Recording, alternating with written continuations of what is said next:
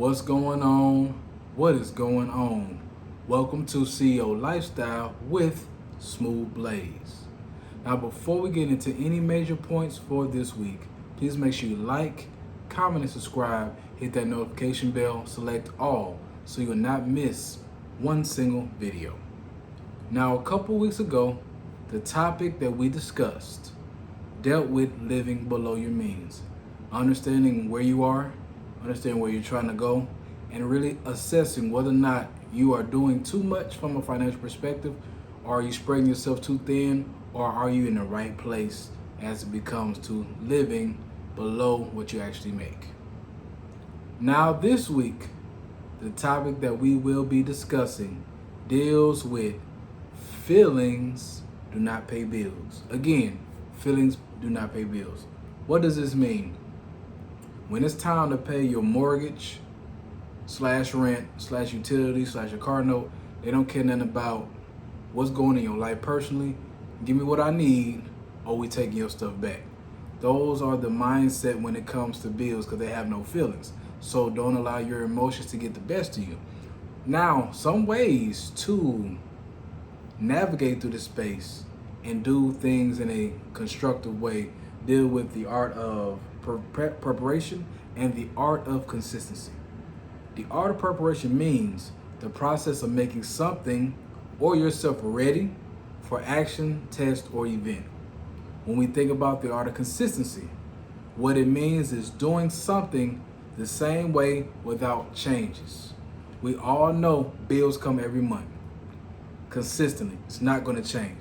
We all know the idea of being prepared, meaning looking at when you get paid, can I make extra money? Organizing these tactics in order for you to get things paid off or get to the point where you're able to stay afloat on things. So being in preparation mode, being consistent allows you to navigate in a space that most people can't have. Remember this, systems in place remove stress and uncertainties. When you have a system that you utilize, it will allow you not to be afraid or fearful of what needs to be done. Now, as we're looking at all these things as far as paying bills, which bills do we need to pay first? Y'all should know this, but if you have some questions on yourself, get a pen and paper, write this down so you can know exactly where you need to navigate. Number one, mortgage slash rent. Where you sleep and where you stay at should be the first primary thing you have to take care of. Utilities, gotta have gas, gotta have your electricity, you gotta have internet, definitely. Those items are next. Car note, you gotta be able to get to work, you gotta get back to work, you have to be able to go places, that's necessary. Delinquent accounts, when you're looking at delinquent accounts, it could be things that you owe from a credit card perspective, or delinquent accounts could be dealing with a payday loan, just different variety of things that you need to tackle that are going to have a negative effect on your credit score. Number five, high interest debt. Examples deal with payday loans, credit cards, and also personal loans. You have to be careful what you're getting because those things will be a detriment to your history as it relates to your personal finances and business finances. Low interest rate debt. An example of this would be student loans.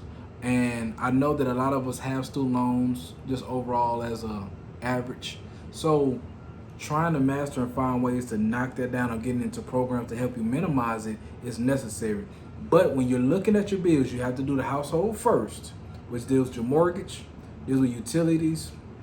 Also, you deal with the vehicle, where you going. Delinquent accounts and all your debts, those are the last things because they're important, they need to be tackled. But in order for that to happen, you have to take care of the household first. That goes back to what I studied in college with Maslow's hierarchy of needs. You got to have the basics before you can go into thinking about the future of what you want to do. So those are the list of things that you need to keep in mind. Also, I have 8 tips for you to reduce the bill paying stress. Write these down too. Take your time, write them down so you can understand what we're doing. Number one, create a budget. I know this is not sexy, but creating a budget is necessary for you to elevate to a place where you know where your money is going, what you have to pay for, and how long it's going to take to pay certain things off. Number 2, evaluate expenses versus your experiences. When you look at this, you look at the expenses that you have and open and honestly say to yourself, do I need this right now, or do I need to remove some of these things for this duration of time? Because my experience shows that this has been a burden to me more than a blessing, and I can't handle it at this time. Those are things you have to evaluate. Getting alerts and apps. When bills are coming in, when you have alerts and apps, it'll remind you of what needs to be paid at this time frame each and every time, so that you will not miss one payment or you won't be behind for late fees. Align due dates with pay dates, meaning you know what time of the month you get paid. Some get paid on the 1st, some people get paid on the 15th, some get paid every 2 weeks, some get paid monthly. You have to organize yourself in a way that at this time, these bills are early in the month, these bills middle, these bills at the end. Organize it so it's structured for yourself. Another thing we can do, number 5, would be spread out large expenses. When you decide to spread out large expenses, it allows you to gradually tackle it one bite at a time at the apple. Automatic. When you get to a place where you can automate your bills, they'll automatically come out. Like your car note, mortgage, utilities, whatever it is, when you automatically do that, it'll automatically go out your account where you won't even think about it, where you're able to pay things on time and not late. Choosing the right account and bank. When I say this, each account should have your name or some importance to it. It should have a purpose. This account needs to be for your car note. This account for regular bills. This account for savings. This account, everything should have a name to it, so you know what money needs to flow and what percentage of it needs to go from your check or whatever checks that you have coming in to go here in each percentage, so everything is covered. Finally, get to the root of your stress. Sometimes financially is not the main thing. It could be family, it could be your health, it could be mental health, it could be a variety of things. Understand where you are struggling at the most. Identify this, connect to it, get counseling, get whatever outside help you need so that you can be better and you can be a better productive citizen. Because if, as a CEO, let's talk about this. We all CEOs of our own life. We control who comes in, what goes out. So we have to make sure our mental is good, our physical and our spiritual is all in alignment. If not, we ain't no good to nobody. Finally, let's look at this. We got to look at this side as well. What happens when you do not pay your debt? Let's keep it 100. This is not fun, but it's going to happen if you do not prioritize business. Late fees and charges. They're going to give you, you can pay it, but they're going to add an extra charge to it, which takes more money out of your account. And that's not a win. Credit damage. Meaning, let's say you don't pay your mortgage or you miss a payment and you miss a whole month and you pay the next month, it's going to have a negative impact on your credit score. You miss a credit card payment, negative impact on your credit score, which you can go from a 700 to a 500 in a heartbeat. That destroys that, which gives you less leverage as you're trying to do things in the future.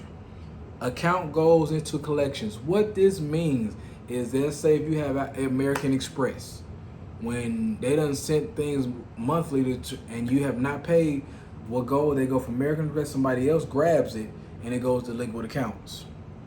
And what that does is that now you have to play the collections company versus the company that you was with. Number 4, you don't want this. Debt lawsuits, meaning that the sheriff can come by and drop off notices, well, you've been served because you've had this outstanding debt and you have done nothing to attack on it. Okay, we got something for you. We're going to give you a time frame where you need to call us to make sure that you make these payments and set up a payment plan. If not, we're going to come from you for more, which is wage garnishment. This is one of the most embarrassing things, is that if you're in a situation where your wages get garnished, the check that you got, just to get that payment in, it's going to cause a hole or a gap somewhere else, meaning that you may not be able to pay your rent, meaning that you may not be able to do your car note. When you don't pay your debt and you don't talk to these people and negotiate with them, what's going to happen is they're going to utilize that and destroy everything that you have. So as we look at these things, emotions versus paying bills, take the emotions out of it, get structure in place so you'll know what you got to do. Now, as we look at these tips, what to pay first, and also understand what happens if you don't pay, look at this. Ask yourself these 3 questions. Number 1, do you allow your emotions to cloud your judgment with paying bills? Something we need to really think about and ask yourself this. Number 2, what methods do you use to prepare and stay consistent? Do you already have a budget in mind? Do you have a circle of people where y'all can do this together? Do you have a list of the debts, smallest to biggest? What do you do? Finally, what are some expenses or liabilities that you need to get rid of? We all have things that we have added to ourselves or have decided, oh, this is a necessity, but in actuality, we don't need it. What things can I remove that's going to give me a little wiggle room or bring more money into my account so that I can put it towards things that need to be paid, and possibly I can get that later. So as we close, I'd like to thank you for checking out my channel. Please make sure you like, comment, and subscribe. Hit that notification bell. Select all so you not miss one single video. Don't forget to comment. But before we close, just understand this simple phrase. We cannot control the hand that was dealt for us, but we can move with intention and purpose. Welcome back to CEO Lifestyle with Smooth Blaze, and I'm signing out.